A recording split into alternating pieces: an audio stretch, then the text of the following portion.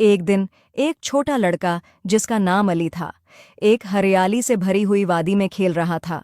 खेलते खेलते उसे जमीन में धंसा हुआ एक पुराना खजाने का संदूक नजर आया। लड़के की आंखों में हैरत थी।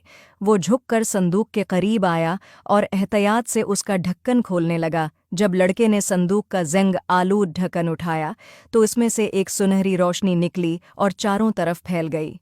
लड़का हैरत और तजस्सुस से भर गया और उसकी आंखों में हैरत की चमक थी। वादी में एक जादुई चमक फैल गई और हवा में चमकती हुई ज़रात तैरने लगे।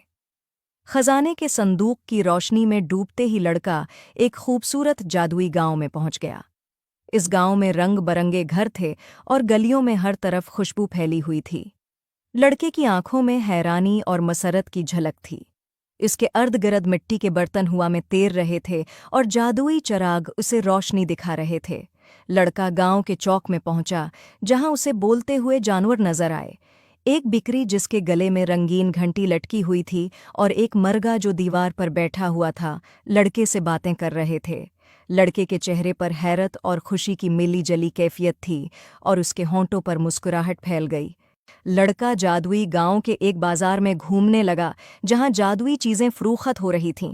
फल चमक रहे थे, कपड़े हवा में तैर रहे थे और खिलौने बातें कर रहे थे। लड़के ने एक जादुई फल उठाया और मुस्कुराते हुए उसे देखा। बाजार रंगों और खुशियों से भरपूर था। गांव के दरमियान में एक अक्लमंद दरख्त था जिसकी सुनहरी पत्तियां थीं। लड़का दरख्त के सामने खड़ा था और दरख्त उसे बहादुरी और नरमी का कीमती सबक सिखा रहा था। लड़के के चेहरे पर गौर व फिक्र की झलक थी। वो दरख्त की बातें गौर से सुन रहा था और गांव का माहौल पुरस्कून और खामोश था। आखिरकार लड़का वापस इसी वादी में पहुंच गया जहां वो खेल रहा था। खजाने का संदूक अभी भी चमक रहा था। लड़के के चेहरे पर इत्मीनान और सुकून था, क्योंकि उसने जो सबक सीखा था वो इसकी जिंदगी का हिस्सा बन चुका था। वो आहिस्ता से संदूक बंद करता है और उफ़क़ की तरफ देखकर मुस्कुराता है।